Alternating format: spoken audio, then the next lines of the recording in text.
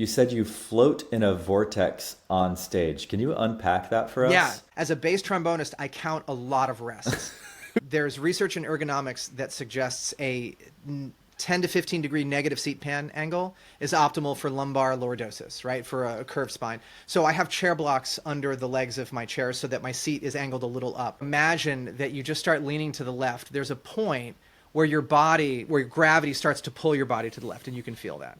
And then Hmm. if you go to the right, there's a point, same thing. If you go forward, and then if you go backward, there's a point where the front part of your body is going to Hmm. engage to keep you from falling backwards. Hmm. These are not all the same point. If I allow my body to float in between those 4 points without touching those 4 points, to kind of stay like in that space, in that vortex, and float around, and then I notice that all of a sudden my breathing opens up, all, my body calms. And sometimes I'll even have my eyes closed like the whole time. So like the first three movements of Beethoven 5, I'm just literally like this, Wow.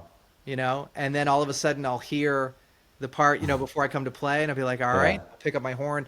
And it's just the most relaxed, meditative, like just right there. It's a way to Hmm. calm down if I'm getting a little anxious about the entrance. So cool. So yeah, float in the vortex. And Float in the vortex. I've talked to my students about it, and so sometimes if they come and watch a performance that I'm in, they'll chuckle with me afterwards, be like, "Yeah, I saw you floating in your vortex up there." Yeah, I was. Maybe it'll catch on.